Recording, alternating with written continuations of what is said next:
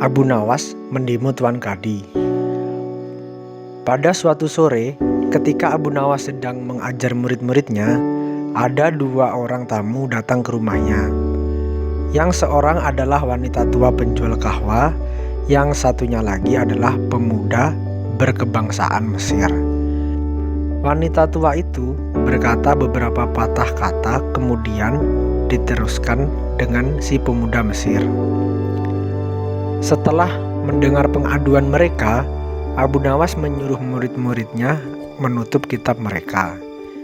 Sekarang pulanglah kalian, ajak teman-teman kalian datang kepadaku pada malam hari ini sambil membawa cangkul, kapak, martil, serta batu. Murid-murid Abu Nawas merasa heran, namun mereka begitu patuh kepada Abu Nawas, dan mereka merasa yakin gurunya selalu berada membuat kejutan dan berada di pihak yang benar. Pada malam harinya, mereka datang ke rumah Abu Nawas dengan membawa peralatan yang diminta oleh Abu Nawas. Berkata Abu Nawas, "Hai kalian semua, pergilah malam hari ini untuk merusak Tuan Kadi yang baru jadi." "Hah? Merusak rumah Tuan Kadi?" gumam semua muridnya keheranan. "Apa? Kalian jangan ragu, laksanakan saja perintah gurumu ini," kata Abu Nawas menghapus keraguan murid-muridnya. "Barang siapa yang mencegahmu, jangan kau pedulikan.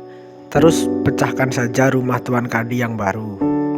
Siapa yang bertanya, katakan saja aku yang menyuruh merusak. Barang siapa yang hendak melempar kalian, maka pukulilah mereka dan lemparilah dengan batu." Habis berkata demikian, murid Abu Nawas bergerak ke rumah Tuan Kadi. Laksana demonstran, mereka berteriak-teriak menghancurkan rumah Tuan Kadi. Orang-orang kampung merasa heran melihat kelakuan mereka. Lebih-lebih ketika tanpa basa-basi, mereka langsung merusak rumah Tuan Kadi. Orang kampung itu berusaha mencegah perbuatan mereka. Namun, karena jumlah murid-murid Abu Nawas terlalu banyak, maka orang-orang kampung tak berani mencegah. Melihat banyak orang yang merusak rumahnya, Tuan Kadi segera keluar dan bertanya, "Siapa yang menyuruh kalian merusak rumahku?" Murid-murid itu menjawab, "Guru kami, Tuan Abu Nawas yang menyuruh kami."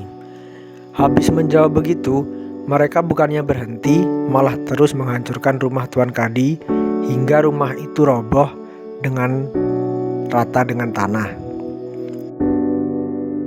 Tuan Kadi hanya bisa marah-marah karena tidak ada orang yang berani membelanya. "Dasar Abu Nawas provokator, orang gila. Besok pagi aku akan melaporkannya kepada Baginda." Dan benar saja, esok harinya Tuan Kadi mengadukan kejadian semalam sehingga Abu Nawas dipanggil menghadap Baginda. Setelah Abu Nawas menghadap Baginda, ia ditanya, "Hai Abu Nawas, apa sebabnya kau merusak rumah Kadi itu?"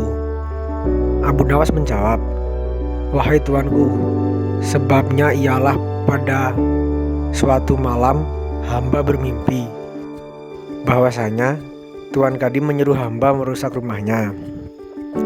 Sebab rumah itu tidak cocok baginya. Ia menginginkan rumah yang lebih bagus lagi. Ya, karena mimpi itu maka hamba merusak rumah Tuan Kadi." Baginda berkata, "Hai Abu Nawas, bolehkah hanya karena mimpi sebuah perintah dilakukan? Hukum dari negeri mana yang kau pakai itu?" Dengan tenang Abu Nawas menjawab, "Hamba juga memakai hukum Tuan Kadi yang baru ini, tuanku." Mendengar perkataan Abu Nawas, seketika wajah Tuan Kadi menjadi pucat. Ia terdiam 1000 bahasa. "Hai Kadi, benarkah kau mempunyai hukum seperti itu?" tanya Baginda. Tapi Tuan Kadi tidak menjawab. Wajahnya nampak pucat, tubuhnya gemetaran karena takut. "Abu Nawas, jangan membuatku pusing. Jelaskan kenapa ada peristiwa seperti ini," perintah Baginda. "Baiklah, Abu Nawas tetap tenang. Baginda, beberapa hari yang lalu ada seorang pemuda Mesir datang ke negeri Baghdad ini untuk berdagang sambil membawa harta yang banyak sekali. Pada suatu malam, ia bermimpi kawin dengan anak Tuan Kadi dengan mahar mas kawin sekian banyak. Ini hanya mimpi Baginda, tetapi Tuan Kadi yang mendengar kabar itu langsung mendatangi si pemuda Mesir dan meminta mahar anaknya. Tentu saja pemuda Mesir itu tak mau membayar mahar karena hanya mimpi. Nah, disinilah terlihat arogansi Tuan Kadi. Ia ternyata merampas semua harta benda milik pemuda Mesir, sehingga pemuda itu menjadi seorang pengemis gelandangan dan akhirnya ditolong oleh wanita tua penjual kahwa.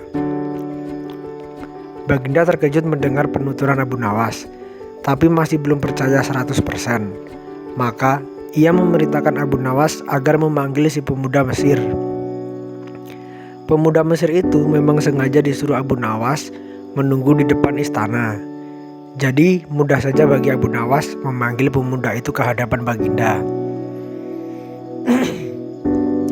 Berkata Baginda Raja, "Hai anak Mesir, ceritakanlah tentang dirimu sejak engkau datang ke negeri ini." Ternyata cerita pemuda Mesir itu sama dengan cerita Abu Nawas. Bahkan pemuda itu juga membawa saksi, yaitu Pak Tua, pemilik tempat kos ia menginap. Kurang ajar, ternyata aku telah mengangkat seorang kadi yang bejat moralnya. Baginda sangat murka. Kadi yang baru itu dipecat dan seluruh harta bendanya dirampas dan diberikan kepada si pemuda Mesir. Setelah perkara selesai, kembalilah si pemuda Mesir itu dengan Abu Nawas pulang ke rumahnya. Pemuda Mesir itu hendak membalas kebaikan Abu Nawas. Berkata Abu Nawas, "Janganlah engkau memberiku barang sesuatu pun kepadaku. Aku tidak akan menerimanya sedikit pun juga." Pemuda Mesir itu betul-betul mengagumi Abu Nawas.